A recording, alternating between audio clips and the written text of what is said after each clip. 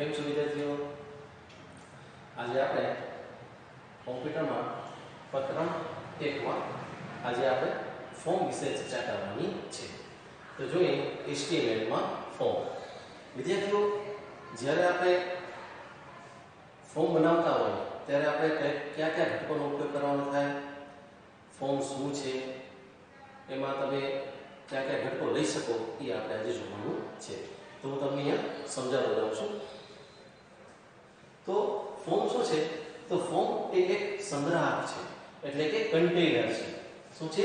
Container, કે જેનો ઉપયોગ વેબસાઇટ પરથી વિગતો મેળવવા માટે થાય છે.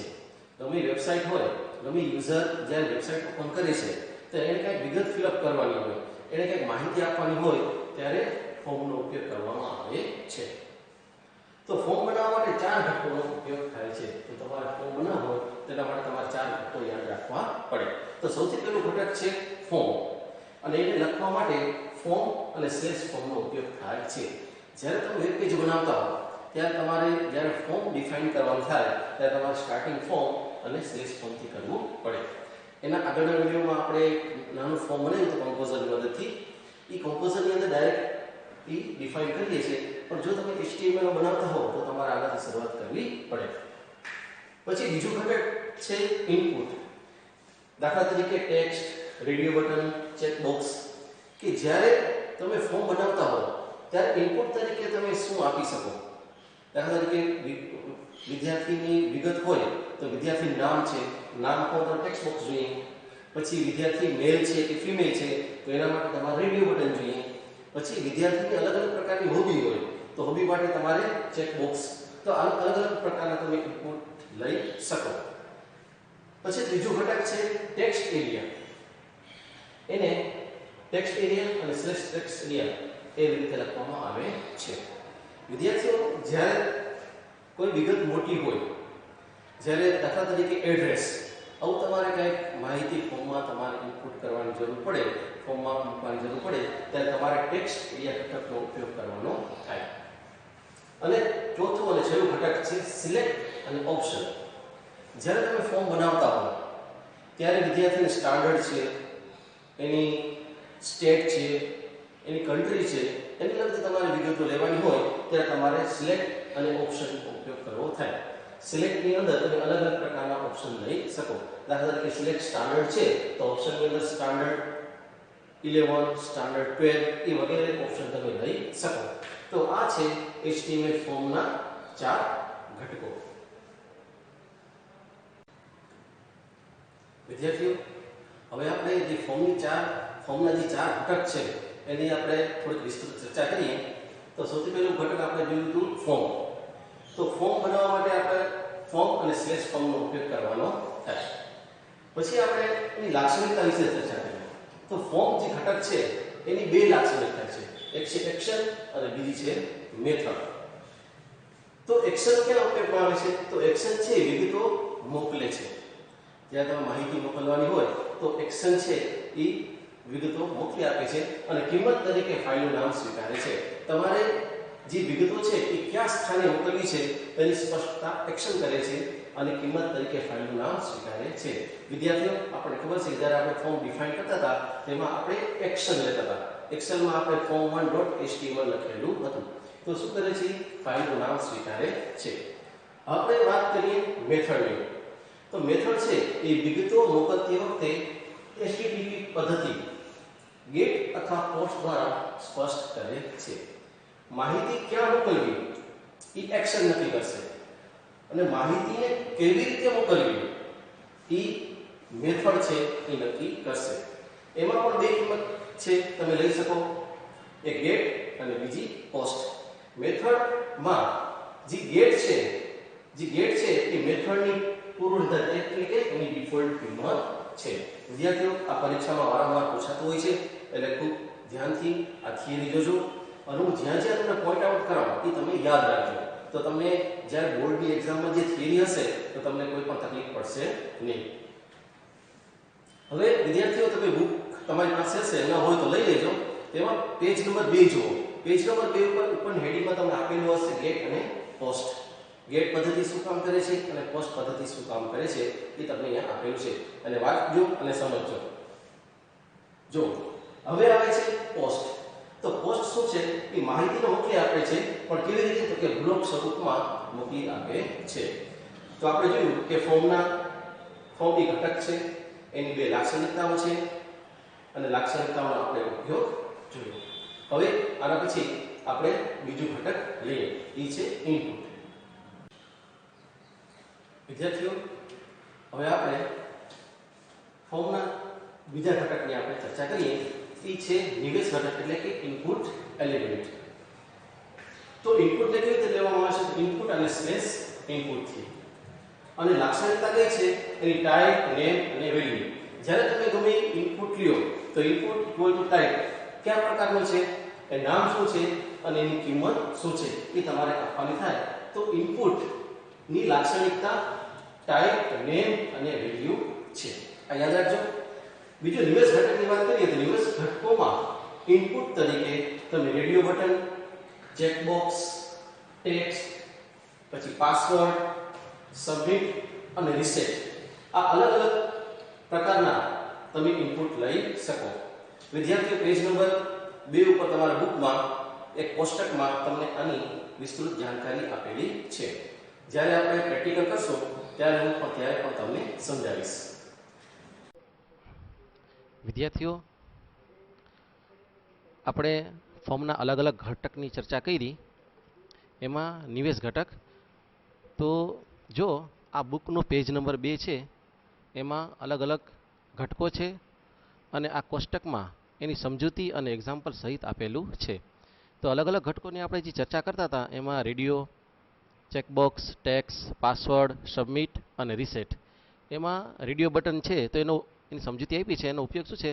તો કે એક સમય માત્ર એક જ રેડિયો બટન પસંદ કરી શકાય. ચેકબોક્સ શું છે? તો કે એકથી વધુ વિકલ્પ પસંદ કરવા માટે. ટેક્સ્ટ તો કોઈ પણ વિગત ઉમેરવી હોય, નાની વિગત ઉમેરવી હોય, નામ છે, સરનેમ છે, તેના માટે ટેક્સ્ટનો તમે ઉપયોગ કરી શકો. અને કેવી રીતે લખવામાં આવે છે એ તમને આ એક્ઝામ્પલ સહિત આપેલું છે. પછી પાસવર્ડ. તો પાસવર્ડ શું છે? એ ફિલ્ડની રચના કરે છે, પણ એમાં જે અક્ષરો છે એ ઉપયોગકર્તા સમક્ષ દર્શાવવામાં આવતા નથી. જ્યાં તમે પાસવર્ડ એન્ટર કરો તો એમાં તમને કાંઈ દેખાય નહીં. પછી આવે છે સબમિટ. સબમિટ એક બટન છે કે જેનો ઉપયોગ તમે માહિતીને કયા સ્થાને પહોંચાડવાની છે એના માટે તમારે સબમિટ બટનની રચના કરવી પડે. એના ઉપર ક્લિક કરો એટલે દાખલ થયેલી વિગત એ તમારે લાક્ષણિકતાના આધારે ફાઇલ તરફ મોકલી આપવામાં આવે છે. અને બીજું છે રીસેટ બટન. રીસેટ બટનનો ઉપયોગ શું છે? તો કે ફોર્મમાં આવેલી વિગતોને દૂર કરવા. એટલે કે કોઈ ફોર્મ છે એની પૂર્વ નિર્ધારિત કિંમતો સાથે તમારે દર્શાવ્યું હોય ત્યારે તમારે રીસેટ બટન છે એનો ઉપયોગ કરવાનો થાય. તો આ કોષ્ટક છે એ ખાસ યાદ રાખજો. ટેક્સ્ટ એરિયાની. તો ટેક્સ્ટ એરિયા એ કેના માટે ઉપયોગ થાય છે? તો કે નોંધ માટે, અહેવાલ માટે અને લાંબી સમજૂતી માટે. જ્યારે આપણે માની લો ટેક્સ્ટ લઈએ તો ખાલી input type equal to text લઈએ. એની અંદર આપણે નામ, surname, first name, last name એ વિગતો લઈ શકીએ. પણ જ્યારે વિગત લાંબી હોય, દાખલા તરીકે એડ્રેસ છે, ત્યાં તમારે ટેક્સ્ટ એરિયા લેવું પડે. તો આ ફોર્મનું છે ત્રીજું ઘટક છે. અને એના સિવાય તમારે કંઈક નોંધ પાડવી હોય, અહેવાલ હોય કે કંઈક ડિસ્ક્રિપ્શન લખવું હોય ત્યારે તમે ટેક્સ્ટ એરિયા ઘટક છે લઈ શકો. અને એનું કદ કે ભાઈ તમારે ટેક્સ્ટ એરિયા કેટલો જોઈએ છે તેનું કદ નક્કી કરવા માટે રોઝ અને કોલ્સ દ્વારા તમે બદલી શકો. આ એની લાક્ષણિકતા છે. એ પણ આપણે પ્રેક્ટિકલ કરશું ત્યારે હું તમને સમજાવીશ. પછી ચોથું ઘટક છે સિલેક્ટ અને ઓપ્શન. આપણે જાણકારી મેળવી ગયા કે સિલેક્ટ અને ઓપ્શનનો ઉપયોગ તમારી યાદી દર્શાવવા માટે થાય. તો ડ્રોપ ડાઉનની યાદી કે મેનુની રચના કરવી હોય ત્યારે તમે સિલેક્ટ અને ઓપ્શન એ આ જે ઘટક છે એનો ઉપયોગ કરી શકો. તો આ હતા ફોર્મના 4 ઘટકો. વિદ્યાર્થીઓ, હવે આપણે આઈડી વિશે જોઈએ. આઈડી શું છે? તો આઈડી નું ફૂલ ફોર્મ થાય છે ઇન્ટિગ્રેટેડ ડેવલપમેન્ટ એન્વાયરનમેન્ટ. એ શું છે? એક પ્રકારનું સોફ્ટવેર વિનિયોગ છે, એક પ્રકારનો એપ્લિકેશન છે. વિદ્યાર્થીઓ, જ્યારે આપણે HTML નો પહેલો પ્રોગ્રામ જોયો એમાં આપણે શું કરતા? કે એડિટરની અંદર લખતા, આખા એના કોડ લખતા, HTML નો કોડ લખતા અને ટેગ લખતા, પછી એને સેવ કરતા, પછી એને સેવ કરવા માટે .html આપતા, પછી આપણે બ્રાઉઝરમાં એનું આઉટપુટ જોતા. તો આ બધી વસ્તુ કરવી કંટાળાજનક છે. તો એના માટે આ બધી વસ્તુ સરળ કેવી થઈ શકે?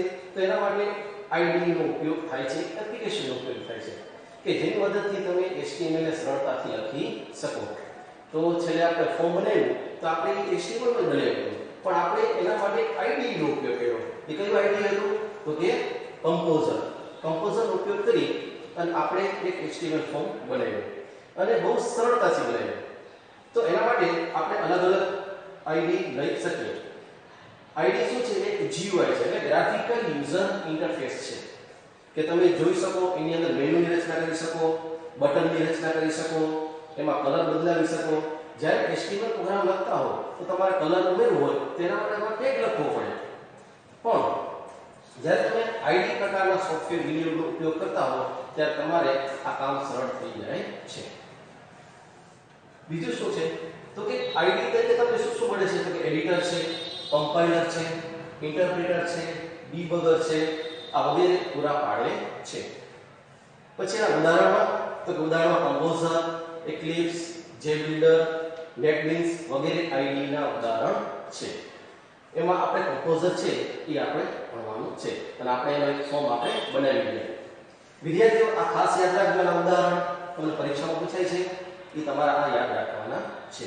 તો આ છે IDE કે જેનો ઉપયોગ તમે એપ્લિકેશન સોફ્ટવેર અથવા તમારે ગમે એપ્લિકેશન બનાવવી હોય, વેબસાઇટ બનાવવી હોય તો તમે એનો સરળતાથી ઉપયોગ કરી શકો અને સારી રીતે વર્ક એની અંદર લઈ શકો. વિદ્યાર્થીઓ, આપણે પ્રકરણ 1 કમ્પોઝરમાં આપણે એના ફોર્મના ઘટકો અને એ બધું જોયું. હવે આપણે થોડો કમ્પોઝરનો પરિચય મેળવીએ. આપણે કમ્પોઝરમાં એક ફોર્મ પણ બનાવ્યું. તો તમને થોડોક આઈડિયા આવે તો આપણે કમ્પોઝર છે એનો ઇન્ટરફેસ શું છે એના વિશે ચર્ચા કરીએ. તો કમ્પોઝર શું છે? તો કમ્પોઝર એ વેબ વિકાસ માટેનું નિઃશુલ્ક અને ઓપન સોર્સ IDE છે. એટલે તમે એને નિઃશુલ્ક ડાઉનલોડ કરી શકો અને ઓપન સોર્સ છે, એના માટે તમારે કાંઈ ફી ચૂકવવાની થતી નથી. અને ડાઉનલોડ કઈ વેબસાઇટ ઉપરથી કરી શકાય?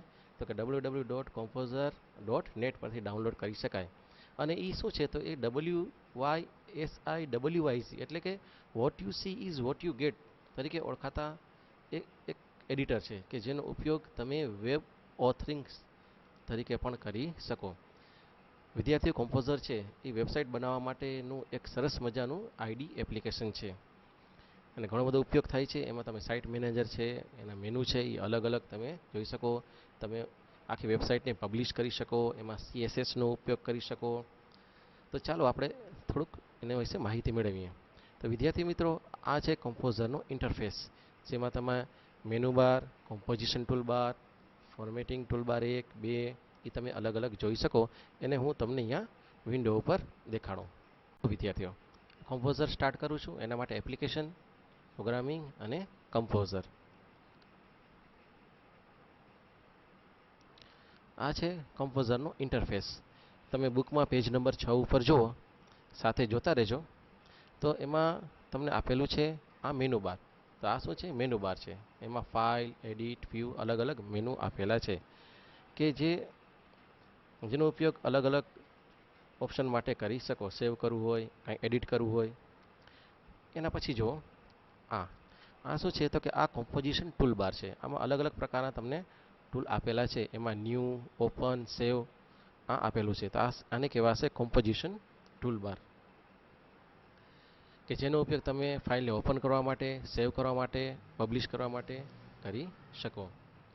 પછી એની નીચે પાછું એક આ ટૂલબાર આપેલું છે જે ફોર્મેટિંગ ટૂલબાર જેવું છે. તો આને કહેશું ફોર્મેટિંગ ટૂલબાર 1, કે જેમાં તમે છે અલગ અલગ જે ફોર્મેટ છે એમાં તમે આપી શકો. એમાં તમે બુલેટિન નંબરિંગ છે, પછી એલાઇન છે, પછી માહિતી કેવી રીતે ગોઠવવાની છે, પેરેગ્રાફ લેવાનું છે, હેડિંગ છે, એ તમે ફોર્મેટિંગ ટૂલબાર 1 ઉપરથી તમે કરી શકો.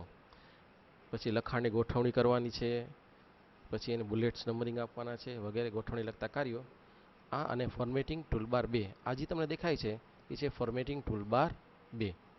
એનો ઉપયોગ તમે બેકગ્રાઉન્ડ કલર માટે, પછી સાઇઝ નાની મોટી કરવા માટે, બોલ્ડ, ઇટાલિક, અંડરલાઇન, પછી માહિતીને તમારે સેન્ટરમાં ગોઠવવી હોય, પછી રાઈટ ગોઠવવી હોય, લેફ્ટ કરી અલાઇન, લેફ્ટ રાઈટ સેન્ટર વગેરે માટે તમે કરી શકો. આ જે વિદ્યાર્થીઓ તમને દેખાય છે આને કહેવાશે સાઇટ મેનેજર.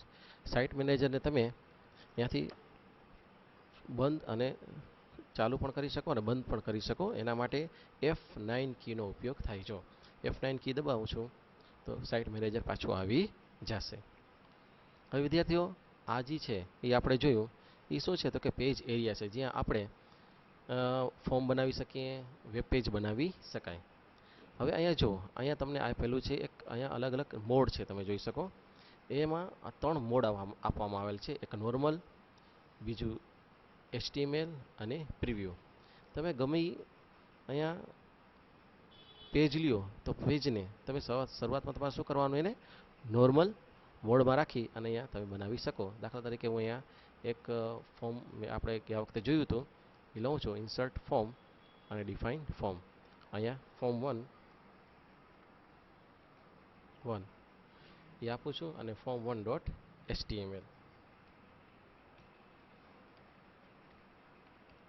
અને મેથડ કઈ રાખશું આપણે પોસ્ટ. અહીંયા ઓકે આપ્યું તો અહીંયા ફોર્મ ડિફાઇન થઈ ગયું છે. એમાં હું એક ટેક્સ્ટ બોક્સ, એક લેબલ લઈએ પહેલાં, પછી ટેક્સ્ટ બોક્સ લઈશું. તો ઇન્સર્ટ ફોર્મ અને ડિફાઇન લેબલ અને અહીંયા લઉં છું નેમ. અને એના માટે હું એક ટેક્સ્ટ બોક્સ લઉં છું, ઇન્સર્ટ ફોર્મ અને ફોર્મ ફિલ્ડ. અહીંયા લખી નાખું છું નેમ. જો વિદ્યાર્થીઓ અને ઓકે, તો અહીંયા આપણે એક લેબલ લીધેલું છે અને ટેક્સ્ટ બોક્સ લીધેલું છે.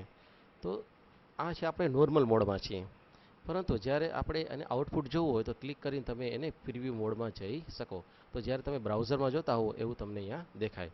અને ત્રીજો મોડ છે HTML ટેગ.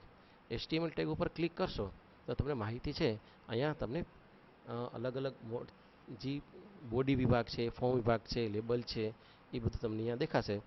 અને ટેગની શરૂઆત દર્શાવવા માટે પીળા રંગની નિશાનીનો ઉપયોગ કરવામાં આવે છે, એ તમે જોઈ શકો. પછી વિદ્યાર્થી અહીંયા જુઓ તો આ છે અલગ અલગ સેક્શન. એમાં ડિઝાઇન છે, સ્પ્લિટ છે અને સોર્સ છે. તો ડિઝાઇનનો ઉપયોગ શું છે તો જ્યારે તમે નોર્મલ મોડમાં હો ત્યાં તમારે અહીં કંઈ બનાવવું હોય, વેબ પેજ બનાવવું હોય, ફોર્મ બનાવવું હોય ત્યાં તમે ડિઝાઇન વ્યૂનો ઉપયોગ કરી શકો. પછી સ્પ્લિટનો મતલબ શું છે કે તમે ગમે એ લેબલ કે ટેક્સ્ટ બોક્સ પસંદ કરો તો એને લગતા HTMLના કોડ જોવા હોય તો અને સાથે પ્રિવ્યૂ પણ જોવું હોય ત્યારે તમે સ્પ્લિટ ઉપર ક્લિક કરો તો તમને 2 વિન્ડો છે સ્પ્લિટ થઈને અહીં દેખાશે. અને આખા HTMLના કોડ જોવા હોય તો તમારે શું કરવાનું છે, સોર્સ ઉપર ક્લિક કરવાનું. તો તમને આખો HTMLના કોડ અહીંયા તમે જોઈ શકશો. એમાં HTML છે, હેડ છે, બોડી વિભાગ છે અને અહીંયા ફોર્મ, મેથડ, એક્શન બધું આવેલું છે. તો આ છે કમ્પોઝરનું ઇન્ટરફેસ.